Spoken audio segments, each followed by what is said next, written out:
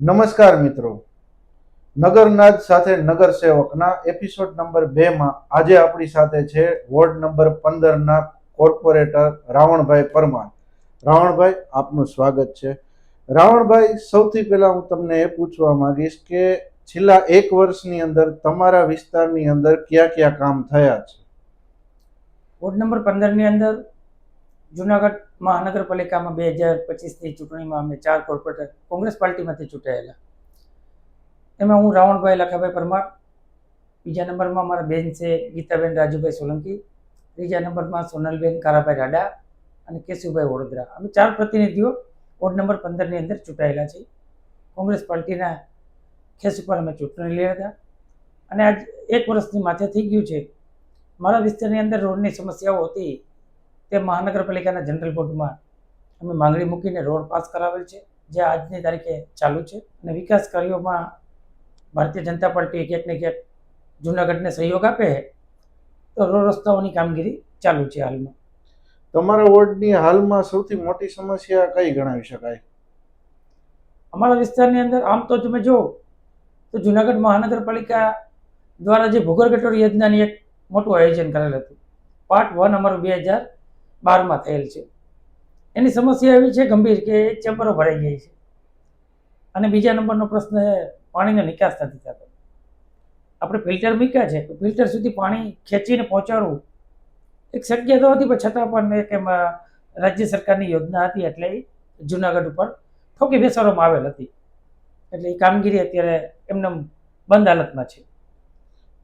ચૂંટણી સમયે તમારા વિસ્તારને હંમેશા સેન્સિટિવ ઝોન, રેડ ઝોનમાં ગણવામાં આવે છે, એનું શું કારણ છે? રાજ્ય સરકારની અલગ અલગ નીતિઓ હોય. વોર્ડ નંબર 15 એટલે આંબેડકરનગર, બોલ્ડિંગવાસ, દાતાર રોડ વર્ષોથી આ કોંગ્રેસ પાર્ટીનો ગઢ છે. એટલે અહીંયા ક્યાંક ને ક્યાંક ભારતીય જનતા પાર્ટીની નીતિઓ એવી હોય કે કોઈ પાર્ટીનો ગઢ હોય ને, કોંગ્રેસનો હોય કે અન્ય પાર્ટીઓનો હોય, એને તોડવા માટે અહીંયા બેધારી નીતિ હોય રાજનીતિમાં. એમાં અસામાજિક પ્રવૃત્તિ એટલી બધી વધારી દીધી, દારૂ, જુગાર, ગાંજો, બ્રાઉન સુગર, જેના હિસાબે અહીંયા અસંખ્ય બનાવો બને એટલે ક્યાંક ને ક્યાંક ચૂંટણી આવે એટલે એ સેન્સિટિવ વિસ્તાર જાહેર કરી દે. આ રાજ્ય સરકારની મોનોપોલી છે.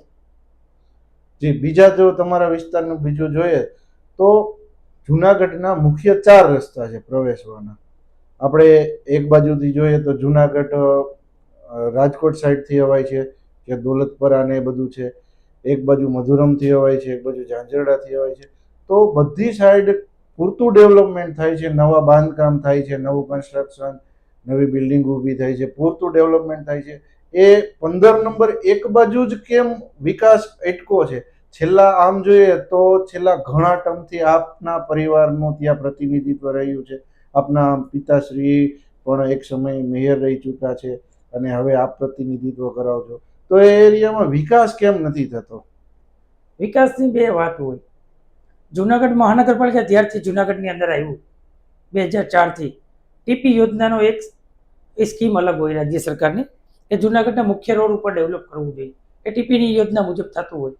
પણ જે વોર્ડ નંબર 15 બિલખા રોડ છે એમાં 80% વિસ્તારમાં અનુસૂચિત જાતિના લોકો રહે છે. એ સરકારને પણ ના ગમતું હોય અને બિલ્ડરોને પણ ના ગમતું હોય. અને બીજા નંબરમાં જે અહીંયા વિસ્તારની અંદર દારૂ, જુગાર, ગાંજો, બ્રાઉન સુગરની વ્યવસ્થાના હિસાબે પણ અમારો વિસ્તાર છે ક્યાંક ને ક્યાંક પાછળ રહે. તો આ અંગે દારૂ, જુગાર, આ અંગે તમે તો પ્રતિનિધિ છો, તો તમે ફરિયાદ નથી કરી શકતા પોલીસને? આવા મુદ્દાઓ ઘણા સમયથી ચાલુ જ હોય. તમે કાલે પણ જોયું જનતા રેડ થઈ. તો અમે પણ અમારી જે કાંઈ નૈતિક જવાબદારી છે રાજ્ય સરકારને, આપણા જૂનાગઢના ડીવાયએસપીને, એસપી સાહેબને, એ ડિવિઝન પોલીસ સ્ટેશનમાં અમે જાણ કરતા જ હોય. પણ આપ સૌ જાણો જ છો કે જૂનાગઢની પોલીસ કાયદો અને વ્યવસ્થા કઈ રીતે હલાવે છે. એક તરફી બુટલેગરોને દારૂ વેચવાની પરમિશન આપે અને બીજી તરફી જે લોકો ફરિયાદ કરે એની સામે એ બુટલેગરોની માથાકૂટ કરાવે. આ જૂનાગઢ પોલીસનો કડવો અનુભવ છે મને. એટલે આપે ભૂતકાળમાં ફરિયાદ કરેલી છે આ અંગે? ભૂતકાળમાં પણ કરેલ છે, હાલમાં પણ કરેલ છે. જ્યારે હમણાં જ કોંગ્રેસ પાર્ટીએ ગુજરાતની અંદર દારૂ મુક્તિ બંધ કરાવવા માટે, નશા મુક્તિ બંધ કરાવવા માટે જિગ્નેશ મેવાણી અમારા ધારાસભ્ય કોંગ્રેસ પાર્ટીના એક ઝુંબેશ ઉપાડી હતી. ત્યારે અમે એ ડિવિઝનને નામ ચોક આપેલ છે એટલા વ્યક્તિઓ આ વિસ્તારની અંદર દારૂ, ગાંજો, બ્રાઉન સુગર અને જુગારના ધંધાઓ કરે છે. આઈજી સાહેબને આપેલ છે, એસપી સાહેબને આપેલ છે, હોમ સેક્રેટરીમાં મોકલેલ છે, નામ જોગ આપેલ છે, પણ છતાં એ ડિવિઝન અને જુનાગઢના ડીવાયએસપી અને પોલીસ અધિકારીઓ ક્યાંક ને ક્યાંક આ બુટલેગરો સાથે સાઠગાંઠ હોય એવું સ્પષ્ટ દેખાય છે. એટલે ટૂંકમાં જાણી જોઈને એક્શન નથી લેતા એવું આપનું માનવું છે. જાણી જોઈ અને ક્યાંક ને ક્યાંક ત્યાં અનુસૂચિત જાતિના લોકો રહેતા હોય એનો વિકાસ ના થવો જોઈએ. આ નશાની એક ટેવમાં એનો પરિવાર ખતમ થાય એવો જ જુનાગઢ પોલીસનો ધ્યેય છે. જી, આ થઈ કાયદા વ્યવસ્થાની વાત. હવે મૂળભૂત સુવિધાની વાત કરીએ તો આપના વિસ્તારની અંદર મૂળભૂત સુવિધાને નામે જોઈએ રોડ, રસ્તા, ગટર, પાણી, સ્ટ્રીટ લાઇટ એ અંગે કેવી વ્યવસ્થા છે? મારો વોર્ડ નંબર 15 ની અંદર 70 વર્ષ 14મી ટર્મ અમારી છે. પપ્પા અમારા હતા જે લાખાભાઈ પરમાર પૂર્વ મેયર. એ 70 વર્ષથી નગરપાલિકા વખતથી પ્રતિનિધિ હતા, મેયર પણ રહી ગયા છે. અમારા વિસ્તારમાં કોઈ પણ સમસ્યા નહોતી. આ ગઈ ટર્મ ભારતીય જનતા પાર્ટીની હતી. તેમાં પાણીની લાઈનોના હિસાબે જ વોર્ડના તમામ રોડ રસ્તા તૂટી ગયા હતા. એ છેલ્લા 1 વર્ષથી અમે એ રોડ રસ્તાનું કામ ચાલુ કરાવ્યું છે. પાણીનો જે કાંઈ નિકાસ છે એને ચાલુ કરાવ્યું છે. સમસ્યા ફક્ત એટલી જ છે, ભૂગર્ભ ગટરનું પાણી જાય છે અને સફાઈ છે એ સફાઈના 40 કર્મચારીઓ જ છે. જુનાગઢ મહાનગરપાલિકાનો જે સફાઈ કર્મચારીનો હેડ હોય એમાં વોર્ડ વાઇઝ 40 વ્યક્તિઓને સમાવેશ કર્યો હોય. એ સરકારની કોઈ નીતિઓ હોય કે કોર્પોરેશનની નીતિઓ હોય એ ખ્યાલ નથી, પણ ખરેખર એક વોર્ડની અંદર 100 થી વધારે કર્મચારી સફાઈના હોય તો ક્યારેય પણ કચરાનો કે ગટરની સમસ્યા થાય નહીં. સફાઈની વાત કરીએ તો અત્યારે ચોમાસાનો સમય હાલે છે, રોગચાળો ફેલાવાનો ભય હોય છે, તો આપના વિસ્તારમાં જે 40 જે લોકો છે એ પૂરતા વિસ્તારમાં સફાઈમાં પહોંચી વળે છે, સફાઈ થઈ જાય છે? સફાઈ તો જુનાગઢમાં કે મારા વિસ્તારમાં નહીં, જુનાગઢમાં ક્યાંય નથી થતી. સફાઈ ના થવાના કારણે અમારા માન્ય શ્રી ટોલિયાભાઈ છે જે સેક્રેટરી તરીકે ચાર્જમાં એ સફાઈ કર્મચારીના ચીફ ઓફિસર છે. એના કહેવા મુજબ એને થોડા દિવસ પહેલાં મેં વિડીયોમાં જોયું હતું કે લગભગ 10,000 ચેમ્બરો સાફ કરેલ હતી. વાસ્તવિકતામાં ખરેખર એવી કોઈ ચેમ્બરો સાફ કરવામાં નથી આવી. ચોમાસાનું જે કારણ છે, જે ગંદકી બધી ભેગી થાય પાણીમાં તણાય, એના પૂરતા માણસો જ નથી તો સફાઈ થવાની જ નથી. અમારા ટોલિયાભાઈ અને કોર્પોરેશનના અમારા ગયા કમિશનર હતા એને નંબર 1 જુનાગઢને સફાઈ અભિયાનમાં જાહેર કર્યું હતું. તો વાસ્તવિકતામાં નંબર 0 જ છે એવું તમે કહો છો? આમાં કહે નહીં. વાસ્તવિકતામાં તમે કોઈ બી જે અમારા 60 કોર્પોરેટર છીએ અમે, એક હાલમાં ચૂંટણી ચાલે 59 છે. 59 કોર્પોરેટરમાં તમે ક્યાં જે વોર્ડમાં કયો એ વોર્ડમાં આવવા માટે હું તૈયાર છું. એક વોર્ડમાં સફાઈ થતી હોય, મતલબ જે કાયમી સફાઈ થવી જોઈએ એ પૂરતી નથી. કાયમી સફાઈ ના થવાનો સીધો મુખ્ય પ્રશ્ન છે કે તમારું 500 મીટરનું બાંધકામ, તમારું ઘરનું 500 મીટરનું બાંધકામ છે, એમાં જે કર્મચારી છે એ 100 મીટરમાં જ કામ કરે. તો એક કર્મચારી 500 મીટરમાં હોય તો કેટલું કામ થાય? 100 મીટરનું જ કામ થવાનું હોય. એમ કોર્પોરેશનનો જે વિસ્તાર છે વોર્ડ વાઇઝ એ 10-10, 15-15 કિલોમીટરના વિસ્તાર છે. એમાં એક વ્યક્તિ છે 100 મીટરથી 150 મીટર કામ કરે તો 40 વ્યક્તિઓ કેટલા મીટર કામ થયું? બરાબર છે.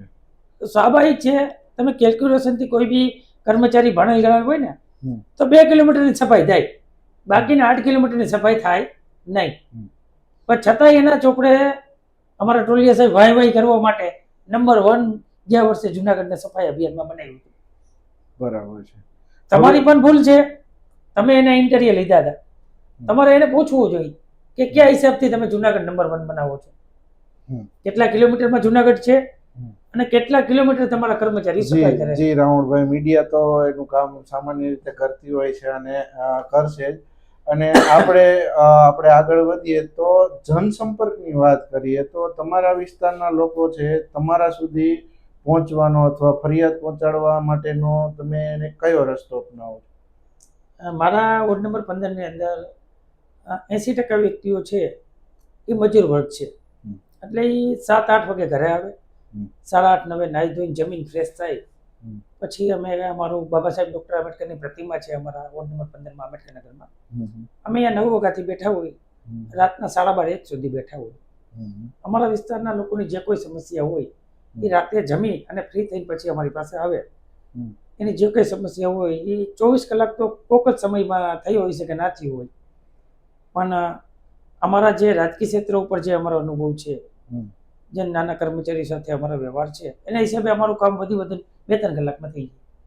બરાબર છે. તો જે તમને ફરિયાદ મળે છે એનો નિકાલ તમે કેટલા સમયમાં લાવી દો છો? 24 કલાક થતી નથી, 24 કલાક પહેલા થઈ જાય છે. પહેલા થઈ જાય છે. બરાબર. અને જે તમારો વોર્ડ છે, તમારો વિસ્તાર છે, એની અંદર તમે સમયસર મુલાકાત લો છો? અમારા 2 દિવસે એક રાઉન્ડ અમારા વિસ્તારનો હોય. અમે સવારે નીકળીએ, રસ્તામાં બધાને ઘરે બેસતા જતા હોય, એટલે વિસ્તારનો 2 દિવસની અંદર એક રાઉન્ડ અમારો લાગે. એમાં જે કોઈ વડીલો 80% હોય સવારે, તો બાકી રાતે જ અમારા વધારે ભાગના કર્મચારીઓ, અમારા મજૂરો છે અહીંયા અમારે, એટલે રાતે જ અમને આવીને મુલાકાત થતી હોય, પણ છતાંય અમે દિવસના રાઉન્ડ મારીએ છીએ. બરાબર. જો આપણે એવું ધારીએ કે બહુ મોટો પ્રોજેક્ટ મંજૂર થાય એમ છે તમારા વોર્ડમાં, તો તમે શું કરવા માંગો તમારા વોર્ડ માટે? મેં હમણાં જ મહાનગરપાલિકાના કમિશનર સાહેબને, સ્ટેન્ડિંગ કમિટીના ચેરમેન સાહેબને, શાસક પક્ષના નેતાને, ડેપ્યુટી મેયરને, મેયર સાહેબને એક પત્ર લખ્યો છે કે મારા વિસ્તારની અંદર હજારો વર્ષો થયા કુદરતી રહેણ પાણીના ડુંગરા, દાતાર ડુંગરા છે, એમાંથી કુદરતી વરસાદનું પાણી આવે છે. એ પાણીને સંગ્રહ કરવા માટે અહીંયા મોટી એક ડેમ બને એમ છે, સારી એવી બગીચો બને એમ છે, અને એ પાણી આટલી માત્રામાં આવે છે કે આજુબાજુના ગામડા છે, અમારા વિજાપુર સુધી પાણી એના ખેડૂતોને બહુ નુકસાન થાય છે. આ છેલ્લા 10 વર્ષ થયા ખેડૂતોને પાક ધોવાણ, જે કંઈ વાવેતર હોય, માંડવીની સિઝન હોય, એ વરસાદના કારણે આ પાણી બધું રાસવા બાજુ વહી જાય છે. એના હિસાબે અહીંયાના ખેડૂતોને બહુ નુકસાન થાય છે. જેથી મેં મહાનગરપાલિકાના કમિશનર સાહેબને એક પત્ર લખ્યો છે કે આ પાણીને સાચવવામાં આવે. અમારે અહીંયા પથ્થરની ખાણો છે વર્ષો પહેલાની, એટલે ખાણો ડેમ જેટલી ઊંડી છે, તો એનું તળિયું વ્યવસ્થિત કરવામાં આવે તો એ પાણી બધું સંગ્રહ થાય અને જુનાગઢ આખાને પાણી પૂરું પાડી દે એટલું મારું આંબેડકરનગરની અંદર પાણીનો સંગ્રહ થઈ શકે તેમ છે. બહુ સરસ પ્રોજેક્ટની વાત કરી તમે, અને ખરેખર આ એક સરાહનીય વસ્તુ છે. હવે જુનાગઢની જો વાત કરીએ તો તમે નેતા તરીકે જુનાગઢમાં એવા કયા બદલાવ ઈચ્છો છો કે જેથી જુનાગઢની કાયાપલટ થઈ શકે? તમારા મતે જુનાગઢમાં શું શું ફેરફાર થવા જોઈએ? અમારા મહાનગરપાલિકામાં તો ઘણા બધા નેતાઓ છે જ, એ નેતાઓ બહાર પણ જાય છે, અમે પણ જઈએ છીએ, જવું જ જોઈએ. પણ બહારના રાજ્યોમાં જાવ ને એટલે એક સીધો અહીંયા બહારના રાજ્યનો ગ્રામ પંચાયત હોય ને, ગ્રામ પંચાયતમાં પણ ટેક્સ લે છે લોકો અંદર જવાનો, 300 રૂપિયા 400 રૂપિયા ફોર વ્હીલનો. તો આ ટેક્સની આવકને હિસાબે એ જ ઘણા બધા રાજ્યો, હું તો દેશની અંદર ફેર્યો છું, એ ધાર્મિક જગ્યાઓ હોય તો પણ ટેક્સ લે જ છે. તમે રામદેવરા જઈ આવો, તમે રાજસ્થાનમાં ગમે ત્યાં જાઓ, ઉત્તર પ્રદેશમાં જાઓ, દિલ્હી જાઓ, ભાઈ બદ્રીનાથ, કેદારનાથ, ગમે તે ધાર્મિક જગ્યા ઉપર જાઓ તો અહીંયાના સ્થાનિક વ્યક્તિઓ છે એ પણ હોશિયાર છે, એ શ્રદ્ધાળુ આવે છે એને જે કોઈ મુરાદ લઈને, પણ એ આવતા હોય તો એનો વાહનનો ટેક્સ લેવામાં આવે છે અને એ ટેક્સના પૈસાથી અહીંયા વિસ્તારનો વિકાસ કરે છે. જેમ કે જુનાગઢ મહાનગરપાલિકાની અંદર 10 થી 12 બગીચા હતા, હાલમાં 7 દેખાડે, પણ 7 ક્યાં છે એ ખબર નથી કોઈને. તમે થોડા દિવસ પહેલા જોયું હશે, 7 બગીચા દેખાડે, પણ બગીચા આપણી પાસે નથી. એક બગીચો જ આપણી પાસે, એ આપણે ભાડે આપીએ છીએ, રાજીવ ગાંધી ચિલ્ડ્રન પાર્ક. ઇન્દિરા ગાંધી છે એ આપણે 1 રૂપિયા ટોકન ભેટે આપી દીધો. એમાં ખર્ચો આપણે કરવાનો અને નામ બીજાનું. આપણે તો કોઈ વાંધો નથી, કોર્પોરેશનનો વિકાસ થતો હોય કરે, પણ એવા 10 થી 12 બગીચા છે, પણ એ બગીચાની અંદર કોઈ જાળવણ કરવામાં આવતી નથી. ત્યાં જે કોઈ બગીચા અધિકારી, શાખા અધિકારી છે એ ફક્ત ને ફક્ત વાતો કરે છે અને બગીચાનો વિકાસ કાગળ ઉપર થાય છે.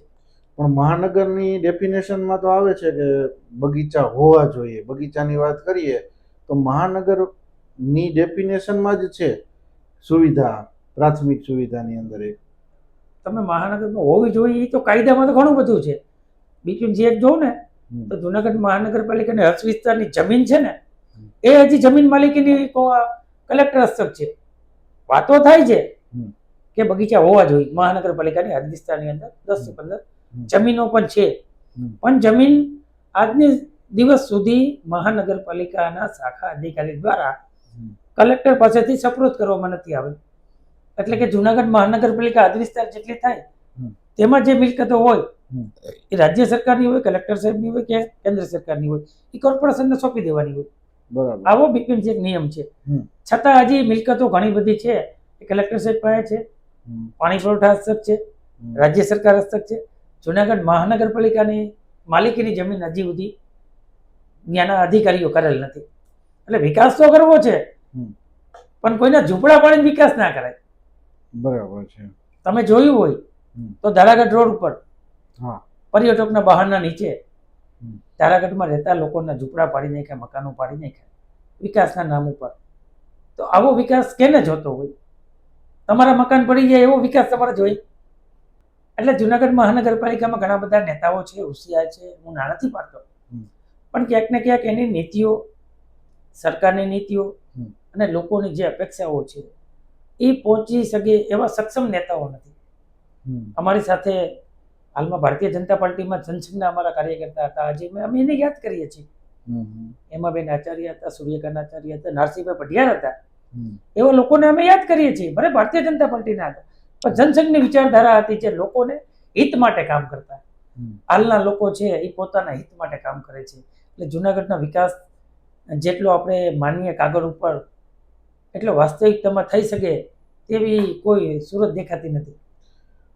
ગત જે મીટિંગ હતી જનરલ બોડીની, એમાં પણ તમે એક અવાજ ઉઠાવેલો એક કે ભ્રષ્ટાચાર કોઈક બીજા કરે છે અને બદનામ આખું તંત્ર થાય છે. એના વિશે કહો જી. મારો જનરલ બોર્ડની જે એજન્ડા મૂકવામાં આવેલો હતો એમાં દરખાસ્ત હતી હમ. કે જુનાગઢ મહાનગરપાલિકાના કર્મચારીઓ હોય હમ. કે શાખા અધિકારી હોય કે પ્રતિનિધિ હોય, હમ. અમે એક સંસ્થાના પ્રતિનિધિ તરીકે જ છીએ, હમ. પણ 2-4 વ્યક્તિના હિસાબે જુનાગઢ મહાનગરપાલિકાની બદનામી થાય તો એ વ્યાજબી નથી. મેં જનરલ બોર્ડની અંદર અધ્યક્ષશ્રીને પણ આ વાત ઠરાવ કરવા માટે પણ મેં માંગણી મૂકી હતી, પણ મારો ઠરાવ ક્યાંક ને ક્યાંક સરકારની બદનામી થાય, ભારતીય જનતા પાર્ટીની બદનામી થાય એવા હેતુથી મારો ઠરાવ કેન્સલ કર્યો. પણ વાસ્તવિકતામાં વાત એવી નહોતી. વાત જુનાગઢ મહાનગરપાલિકાની, મહાનગરપાલિકાના કર્મચારીઓની અને એના જે અમે પદ અધિકારીઓ છે, આ જુનાગઢના મતદારો એમને ચૂંટીને પ્રતિનિધિ તરીકે મૂક્યા છે. જી. આ બધેની વાત હતી. આ બધેની વાત કે જે મહાનગરપાલિકાની અંદર ભ્રષ્ટાચાર થાય છે, જે આક્ષેપો થાય છે, કાંઈનો જવાબ આપવો જોઈએ. અને જવાબ ના આપો તો એની સામે કાયદેસર પગલાં લેવા જોઈએ. તમે એ 50 વ્યક્તિઓ અમે છે 60 વ્યક્તિઓ, એક વ્યક્તિ ભ્રષ્ટ હોય 60 ને ભ્રષ્ટ કઈ રીતે કહેવાનું? આખી સિસ્ટમ ઉપર બ્લેમ ના આવી શકે. હાલમાં તમે જો છેલ્લા 4-5 મહિના થયા મહાનગરપાલિકાના ભ્રષ્ટાચારની જ વાતો થાય છે. અમે કોર્પોરેશન જાતા બંધ થઈ ગયા. ખાસ કરીને જ્યારથી તળાવ બાંધ્યું છે, તળાવ બન્યા પછી ભ્રષ્ટાચાર, તળાવ અને એક ગટરનું કામ થયા પછી મહાનગરપાલિકા વિવાદમાંથી બહાર જ નથી આવી. એનું શું કારણ હશે? તળાવ અને જે ભૂગોળ ગટરની વાત છે, એમાં 3 ઝોનમાં ભૂગોળ ગટર થઈ છે. તળાવ છે એ તળાવ પણ અમે જ મંજૂર કર્યું હતું અમારા બાપાએ 2012 ની અંદર. પણ એની જે કોઈ યોજના છે એ કોઈ કર્મચારીને હું દોષ નથી દેતો. જે કોઈ કોન્ટ્રાક્ટર છે અને જે કોઈ શાસન હલાવે છે એનો વધારે દોષ હોય છે. બરાબર છે. કર્મચારીઓ તો એક નિમિત્ત હોય છે. કર્મચારી તો મારા વિસ્તારની અંદર કર્મચારી છે, હું એને કહું કે ભાઈ મારે એક મકાન બનાવવું છે, તો મકાન છે 3 લાખ રૂપિયામાં સરકાર બનાવે છે આવાસ યોજના, તો એ જ મકાન તમે 30 લાખમાં બનાવો. જી. એટલે આ બે નજર છે જોવાની એની ફેરફાર છે. આજ જે નરસિંહ મહેતા તળાવ છે, અમારા વખતમાં એનો લગભગ 250 કે 300 કરોડનો પ્રોજેક્ટ હતો. આજે એ 750 કરોડ જેવો પ્રોજેક્ટ મારા અંદાજે આ જુનાગઢ એ ને ભગોળ ગટરનો બેનો પહોંચી ગઈ છે. એટલે સમય જોતા પરિવર્તન થાય, નજરે જોઈએ એને વિકાસ ભારતીય જનતા પાર્ટી કહે છે. જી રાવણભાઈ, છેલ્લો સવાલ અમારા માધ્યમથી આપ જુનાગઢના દર્શકોને શું સંદેશ આપવા માંગશો? જુનાગઢના તમામ રહેવાસીઓ અને મતદારો, હું એવો કહેવા નથી માંગતો કે જુનાગઢ મહાનગરપાલિકામાં તમામ વ્યક્તિઓ ભ્રષ્ટાચારી છે, સત્તા ઉપર બેઠા એ વ્યક્તિઓ ખરાબ છે. પણ તમને મૂળભૂત જે પાયાની સમસ્યાઓ છે મહાનગરપાલિકા તરફથી દેવામાં આવે, રોડ રસ્તા, લાઇટ, ગટર, પાણી અને સરકારની યોજના છે, તમને લાઇટ આપે, કૂપનની જે કોઈ વ્યવસ્થા છે, આધાર કાર્ડ છે, આ બધી બાબતો છે એ બંધારણની દેન છે. તો તમારા હક અધિકારો લેવા માટે હંમેશા તમારા પ્રતિનિધિનો સંપર્ક કરો, અને ના મળે તો હંમેશા વિરોધ પક્ષની પાર્ટી, આજે કોંગ્રેસ છે, વર્ષો પહેલા ભારતીય જનતા પાર્ટી પણ વિરોધ પક્ષમાં બેઠી હતી, તો પોતપોતાના નેતા જે પસંદ કરીને પોતાની જે કાંઈ ફરિયાદ હોય તેની પાસે રજૂ કરવી. જી રાવણભાઈ, આશા રાખીએ છીએ કે જુનાગઢના લોકો આપની વાત સમજે અને એનું પાલન કરે. આપ અમારી સાથે જોડાયા અને અમારી સાથે ચર્ચા કરી એ બદલ આપનો ખૂબ ખૂબ આભાર.